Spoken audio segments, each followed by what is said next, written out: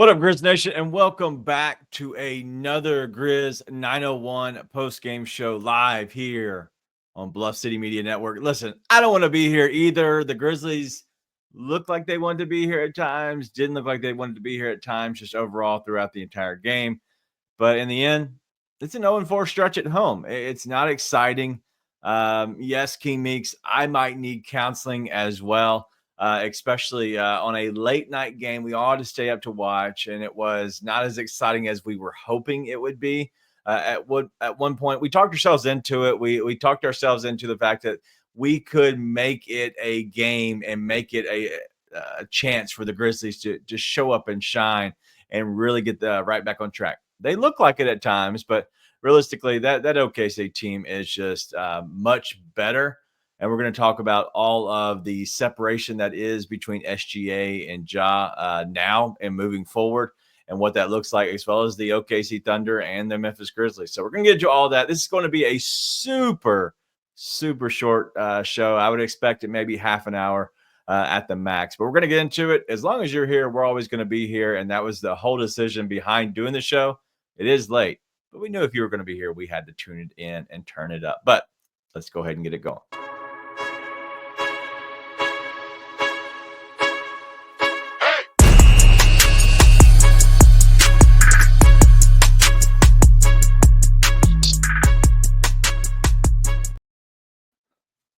All right, Nate. What's up? Welcome. How are you? Just crunching some numbers, and they're not good. So Nathan says just keep it short in his previous comment. Now he's like, half an hour feels too long. LOL for whatever that was. Listen, I agree. It is what it is. We'll get into all of much more. And as Drew's saying, you're an honorable man, DG, because I would have quit. I'm not going to say that we may or may not have sent some text messages back and forth prior to the show, but in the end, very true to what I say. We did this show because we knew that you would be here, and as long as you're here, we're going to be here. So it's simple as that. We wanted to make sure that we were hanging out with you. We all watched it together. Why not go ahead and have a show? So off the top rope, man, what you got? Yeah. Can't blame coaching for that one. Maybe blame the front office, which I'm sure plenty of people will. Yeah. But that team's just better. Team's just better than you. Let's get into it. The whistle is crazy. I finally figured out. We were talking about it during the game. Because I watch these OKC games, and they're on national TV a decent amount. So I'm watching them play these other teams. And I'm like, it always feels like their whistle is insane, but you look at it afterwards, and it's pretty even on like fouls and free throws and stuff. I think it's just because they let them absolutely slap the hell out of you every possession, and you're not allowed to play with the same physicality back. So it winds up even, but truth be told, they should get like double the amount of fouls that they get on a game. Well, that's kind of similar to how Houston plays in college basketball. It's very much up in your area, right, in your bubble. They foul a lot, but they also foul almost every play. So it's like you got to pick and choose. Are you going to foul? Are you going to call a foul as a ref every time down the court, or are you going to let them play physical? And at that point, they just let them play physical. Yeah, but it's like some of it's like, yo, holy Mother Mary, like you can't just let some of those play, but. Listen, that's 100% true. It's beside the point, man. Like the Grizz just don't. We're not a physical team. They don't have enough adults in the room, dude. Like, no doubt. Who is ready to step up outside of the guys that are your core three? Yeah. And the answer is you don't know. I mean, like Vince, he's as liable to hit the side of the backboard as he is to drain that corner three. I mean, seriously, like wild. I think he's equal on corner threes made and side of the backboards hit this year. I think it's 2 each. And then GG shot it from behind the backboard. Crazy. But I mean, you just don't have guys who are ready to step up and make the shot. Meanwhile, they got their second Jalen Williams. I think he was 4 for 4 from 3 tonight or something crazy. Aaron Wiggins can't miss. Like, Grizzlies don't have that. Like, you've got to get a better team, which has been the conversation since the summer. which is what makes it so frustrating. Right now, I know everybody's talking about like the trade deadline. This, I don't think you're making a move at the trade deadline. It'll set you up enough, but you didn't get closer at the deadline, right? Like, and at some point, and this is, I think Kleiman has done a great job building this team, generally speaking, but you can't be so in love with your shiny toys that you can't get a deal done. And at the end of the day, you can try all you want, but the job is to do, not to try. As Yoda would say, do or do not. There is no try. Yeah. Shout out to Luke Hatmaker and to anybody in the chat that's not Daniel, because Daniel has no idea what I'm talking about. But this is part of it, though. I was actually going to lead into this. First off, dude, just high screen with Ja. Just stop running the offense with Ja on the floor. Like, quit setting screens with Luke Kennard and Vince Williams. Like, who the hell cares? Like, get a high screen, let Ja get downhill, and then go from there. But here's the other problem is they collapse on him because they don't care if Vince Williams taking the shot. Yeah. They don't care if Jalen Wells is taking a shot. Do you know what Luke Kennard is since the month of March? Since we got to, month of March. I believe it was month of February began. Month of February. I don't know. He didn't shoot a lot tonight. He's overall. 14 for 45 from three. Sheesh. 14 for 45. Yeah. That's good, right? I mean, it's the same thing. I told him he's like going to Avatar State Luke, and then all of a sudden it was like February hit. I guess he got cold or something. Yeah. And that was that. Well, Ja's 3 for 27 in the last 3 games, if that matters. Yeah. Well, unfortunately, like, it's one of those things where, like, same thing. You want him taking shots. You want him trying to control the game. You don't want it all to be threes, but you do want him to be able to figure it out from 3 at the same time. And they're just collapsing him in the paint. At some point, what's happening is Josh sitting there and he's saying, what else are we going to do? Because seriously, what else is going to happen? Yeah. It's just going to end up like you pass. Nobody's respecting you from deep. Like, I just don't know, man. Wow. And you get like flashes from everybody, but like you can't rely on anyone. So like I see Thomas here in the chat. I like what I saw from Vince tonight. I liked some of what I saw from Vince tonight. Then he almost concussed 3 different children. If his passes hadn't been deflected or picked off, he would have murdered a couple of kids. Like they aren't ready, which is not an indictment on them. It's one of those things where like the team isn't good enough. The players aren't good enough, which has been the conversation. This is not a surprise, but Hurts not having Jaren, maybe he makes an unbelievable difference in that game, but I don't think he changes the ultimate outcome in that game. No doubt. Well, I think he definitely helps. The problem was, if you look at those runs, it was when Ja was out the court tonight, a lot of it. And I'm not saying that's an indictment on Ja just in general, but the fact that like it just seemed like the offense was completely different. And you know what? I won't even say the offense. It just seemed like the flow of the game was completely different when he was on the court compared to when maybe it was Pippen and Bane together. And if we saw in the very first quarter, if you look at what the coach Jenkins was trying to do, he took Ja out early and they went on a little bit of a run. So he put Ja back in, slowed a little bit of the run down, and then eventually took Bane out and went with he was going to go with Ja out early and then come back in with Ja to end the quarter. So he was going to do the out and in for him. But that didn't work early on. And so he switched it, which is, listen, shout out to him. I know people are all over him most of the time for adjusting and seeing that and maybe make an adjustment on the fly. That makes sense. And it definitely helped because it looked like they were about to go on a little bit of run early in that game. But when you get down to it, I know that we're going to talk a little bit about Ja and SGA. I don't want to go in too depth. This isn't a very deep dive tonight. But what I see in these 2 guys and how they're developing, one is the leader of its team. The offense is predicated around the leader of its team. He does everything for this team. I know he gets a good whistle aside.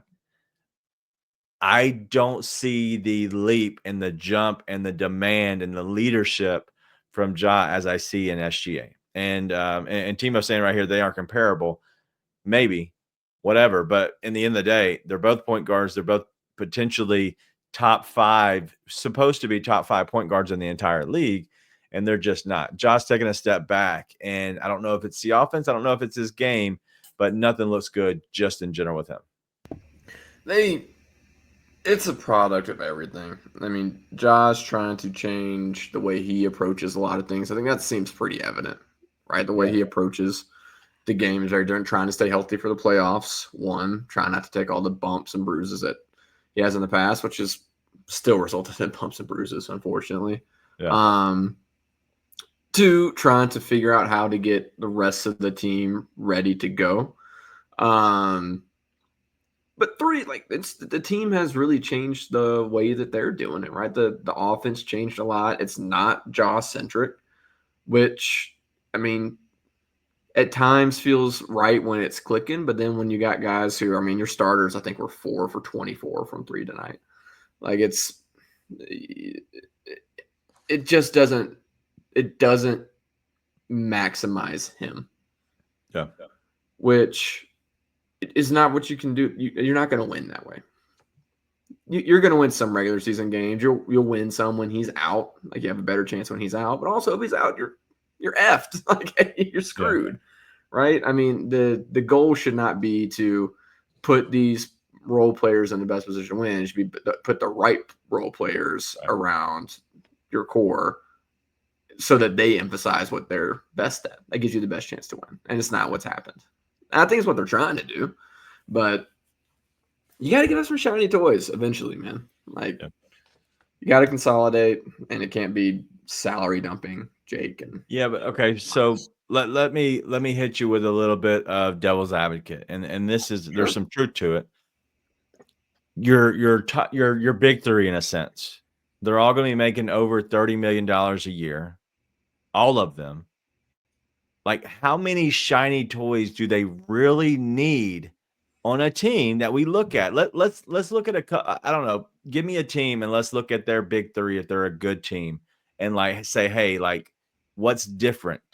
Is our big three that far behind the others, or is their bench and their ancillary pieces just that good? Because if you look at some other teams, like their big three they're close. Like I don't. That's my only argument to that is, in the end of the day, your big three have to be your big three and be the reason you win, and then the other pieces around it just kind of help them be the best version of themselves as well. No, the other pieces have to be able to hit shots when the big three are getting taken away. That's what you have to have, and the Grizzlies don't have that. So like you don't need the shiny, like when I say you need to be comfortable giving up your shiny toys, I'm talking about like, hey, you hit on these draft picks. You got to be willing to give them up to get the right guys there.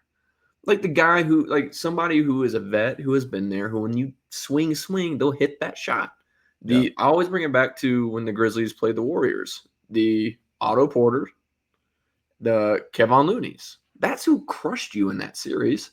No doubt. Freaking Otto Porter Jr. could not miss from deep, right? But like that's what happens in a playoff game. So you're going to have somebody step up randomly, right? But I don't think the Grizzlies won in the series. I don't think the Grizzlies have that. No, I'd say they do. You could see a big game out of a GG, a Santi. Like they get hot one game, dude. Like that's maybe like GG got hot that one game, right? And that's what we saw and we love out of GG. He just doesn't look the same right now. Santi needs to have a really good matchup for him to excel. And those are your two bench pieces. You're going to get what you get out of Wells in a sense. And so you're kind of just stuck, right? I get what you're saying, but what I'm saying is if you have a guy like Zach Randolph, Marc Gasol, and Mike Conley, you're not going to be able to take away every single one of the three is what I'm saying, right? Yeah. So what's different, and why are we moving the goalposts for our big three when you have Ja, Dez, and Jaren, and you say, well, if they take away them, then we have this. No. If you have a game plan that's set up, you don't allow all of your big three to get taken away. It's that plain and simple. And I think that goes back to something you and me really agree on, which is The offense sucks. Yeah, I don't think the offense is built to emphasize your big three. The offense is built to make, hey, we're going to get Jalen Wells in a really good position to feel comfortable, which is like, he's done awesome this year. But, like, just let him be open in the corner. Like, make it emphasize those guys and be like, they have to so sell out that Jalen Wells just has the most open three of his life in the corner every single shot. But it doesn't feel like it feels like they've changed it completely where Desmond Bane's only getting 2 threes. You're not seeing him come off the screens and get some of the threes he's gotten in the past. Ja's not getting the high screens from Edey. So I think it comes back to that. But it's a regular season offense. Back up to Jazz. Yeah, it really is. It's a they have a offense. Jazz game coming up soon too. I got to figure out how to watch that because I'm not allowed to watch it on League Pass in Utah. Which, by the way, I don't know if anybody knows this. The Jazz are never on national television, so I don't get to watch the Jazz here, and that includes when they play the Grizzlies. I'm shocked. But I think I'm assuming it's Chris on the no bluffing one. I think he brings up a fair question too. Like, is your quote unquote big three good enough? Which we brought this up a little bit last time that we talked, right? Like, I think they're good enough. Maybe they're not currently being used in a way that benefits them the most. And listen, I don't know who you want to blame that on. You blame it on the coaching staff. You blame it on the head coach. You blame it on the European guru. You blame it on the front office. I don't care who you blame stuff on. My thing is when you have a regular season game, and just in general, and this has happened a lot, especially in the last 3, 4, 5 games, when you have Ja Morant going 2 of 9 from 3, and then you have Desmond Bane, who is realistically your best outside scorer, going 1 of 3. The 3 is the issue. The 3 attempts, you're a third of what your point guard is shooting, and he is a god-awful three-point shooter, and he's shown that. Going, was it 3 for 27 in the last 3 games that he's played? Like, that's my issue is if you're not benefiting and setting up your team to excel, then that's the issue. And that's plain and simple. That's their ceiling. And if that's how they're going to play, that's going to be their ceiling. Well, and Ja does need to figure it out. Like, you've got to be at least respectable from deep, right? I mean, that's otherwise they can just play boxes and elbows on you, right? Yep. You've got to be able to knock them down. I think it's a head thing at this point because he just tied the Grizzlies record for consecutive free throws made. 40. Yeah. Cool. He should have surpassed it. He got fouled a yeet ton tonight. This game's not worth cursing over, so I'm not going to. But he got fouled a ton tonight. He should have surpassed it. But he's making those, which means it can translate to deep. And we've seen him shoot much better from deep. He's not right now. But it's got to be so much frustration, right? Which is a big reason I think we're pretty well on the fact of like, hey, like, unless there's such a crazy turnaround come playoff time, that's probably Taylor Jenkins isn't super long for the organization. Because, like, your best player is super frustrated. The main thing you have going for you is that your players like you. And it's just not meshing. Like, it's not working right now. So, well, my thing is we don't know what's happening behind the scenes. And we don't know if the players are frustrated due to offense. We don't know if they're frustrated due to coaching rotations. We don't know if they're frustrated in general. So I don't ever want to go down that road. My thing has been like, if you don't show improvement and you get knocked out of the first round, I think that's a guaranteed firing for TJ, because that gives you an out as a front office to save face and say, hey, that's our scapegoat. We're going to move on. Now, if you win the first round, you go the second round, depending on how that goes, there's going to be true conversations in keeping him. Like, there has to be, like, because you had a fairly okay regular season with all the injuries that have kind of happened and kind of piled up, and you haven't had your big three for a ton of this season. I think you're going to come back to the injuries again. And I always go back to the stupid players because they're not on the court ever. And that's the frustrating part, is they're never on the court at the same time over the last 3 seasons. And that's in all. I care about that more than I care about anything else. Yeah, I just want to say, Astronomer, I'm not going to bring a single comment up, but I do respect the continuous crash out that's been season long.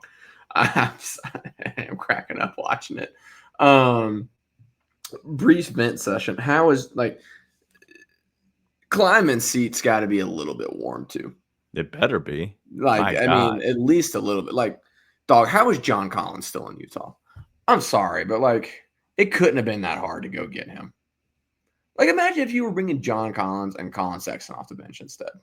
Like, I know I'm like very rose-colored glasses with those guys, but I mean, John Collins is shooting like 43% for 3 this year. Like, and he's a great rebounder, and he can defend 3 of the 4. Like, and the contract isn't that bad now. His contract isn't bad. More. Yeah, I'm watching him. Like, I'm watching his numbers every time, and like it's like the only thing that's consistent for Utah. Like, man. Wonder what the Grizzlies could use come playoff time. And like, I don't know how he is still in that. He's still in this city. I don't know how he's still in this city. I can't do this. Sorry to interrupt you, but I can't do this. Ja just told the media he shouldn't have played tonight. Shoulder hurt. I don't know, man. Like, I don't get this. Like, this comment, Drew, thank you for finding that and sending it up here, because we're not able to see a lot of social media while we're doing the show, obviously, and so we rely on a lot of this. But this is the team, because this is your leader, and just like Marco's saying right here, like the vibes are completely off. Like, it just doesn't make sense. So DeMichael Cole just put out the tweet Drew sent to me. John Morant said that he should have been out tonight, shouldn't have played. I asked him if the shoulder issue is something he'll have to deal with for the rest of the season. I don't know. Shooting someone or do this. Like, that can't be your leader of your team. And that happened. In all honesty, yeah. Where is this? All right. So this is okay. So I agree with this, Nathan, and I appreciate you sending that up here. What's the S around his name? No idea. Does that mean you're a subscriber? Maybe. I don't know. We've talked about this before.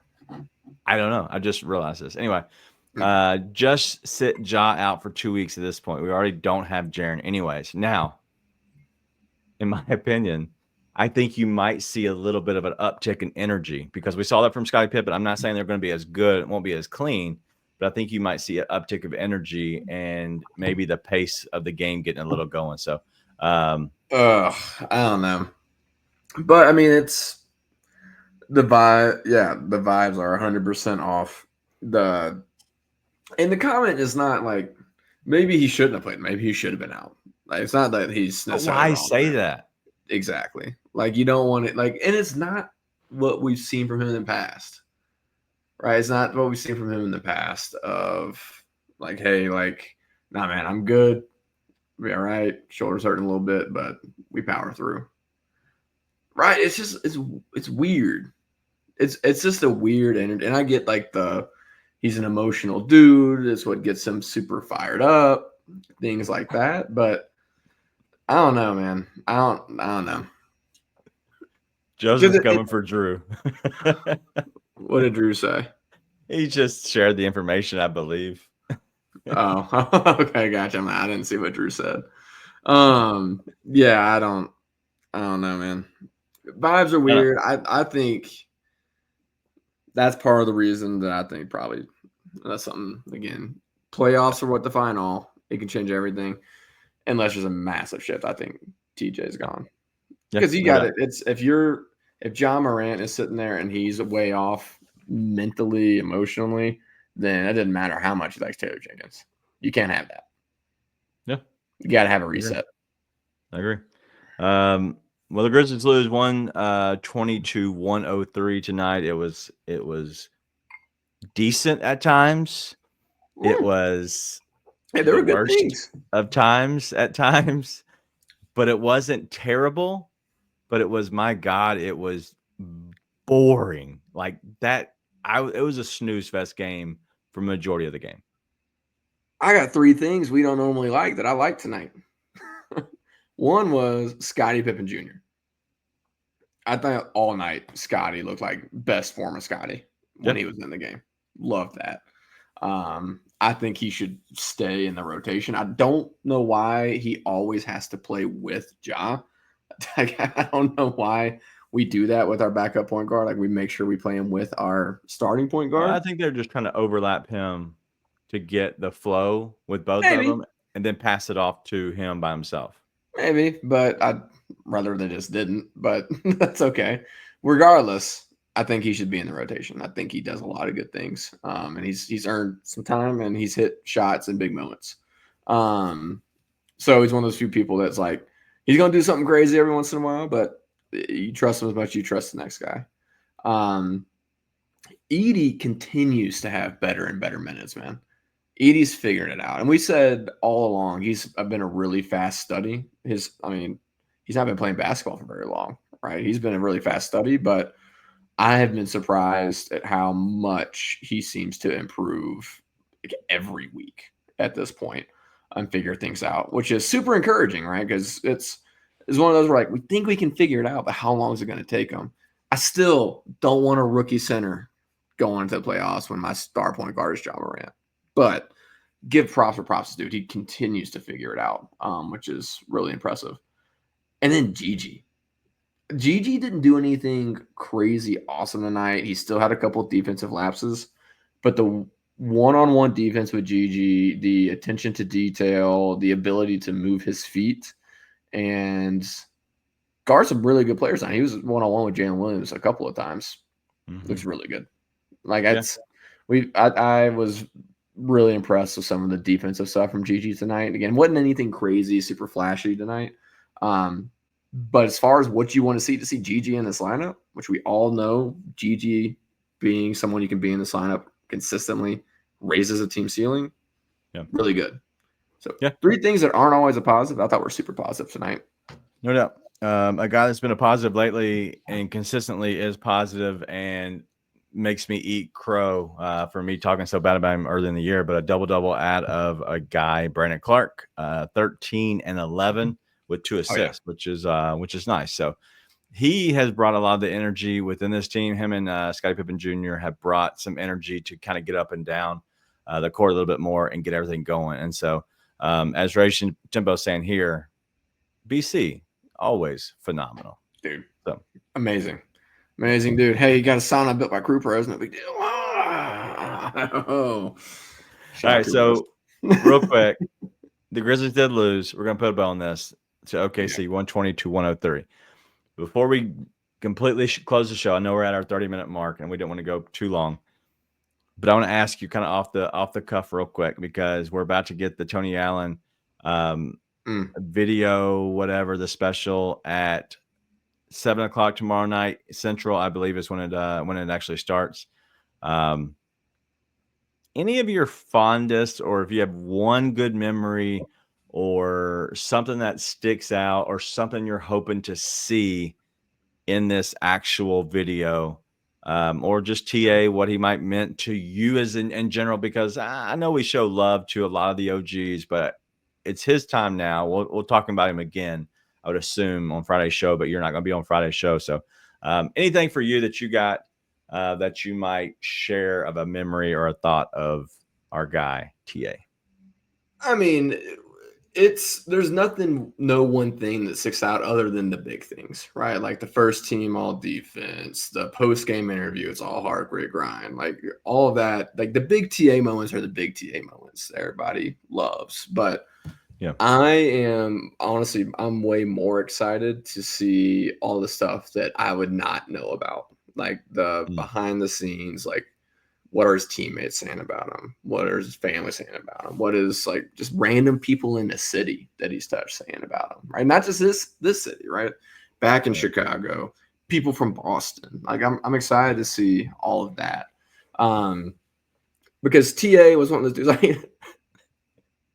I keep thinking about the guy that made that 9-minute video of like the guy who couldn't score. Thing. I mean, TA is not one of those guys who you would expect his jersey to be in the Raptors, but it was like the heart in it and like the love and the realness of it that made people love TA. It's what made people love the core four, but I feel like TA is more than anybody that, right? Because it was truly all heart, grit, grind with him. Like that wasn't just a post-game phrase. That was how he played and what he meant to the team in the city. And that translates way beyond the game of basketball. Which is what matters to the people of Memphis. Is why the people of Memphis embrace the core four and Tony especially, right? So I'm excited to see how that translated outside of stuff we've already seen in them. Yeah, that's what I'm pumped to see.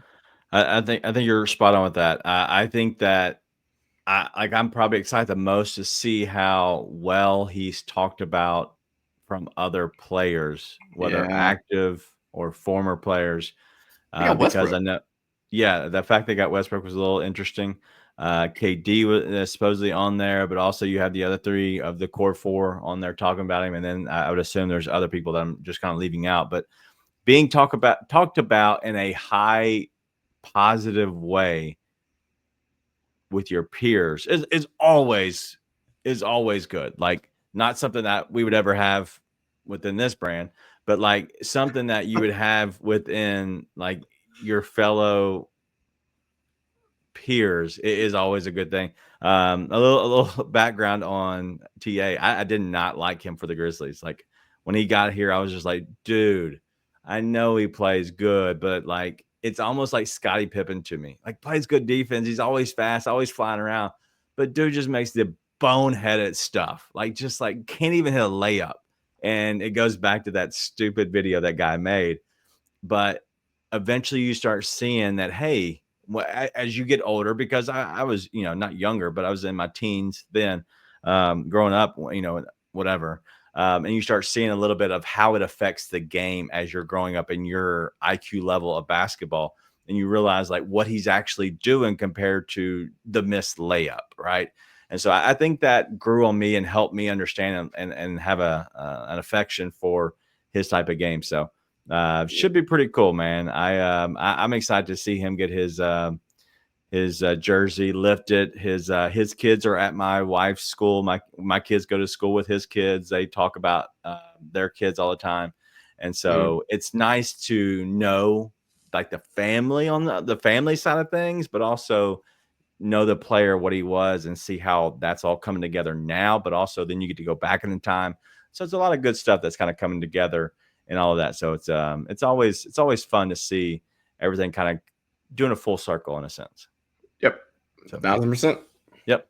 But if you're gonna be at the game, looks like Saturday, Drew will be there with buckets. So if anyone wants to grab a beer, let them know.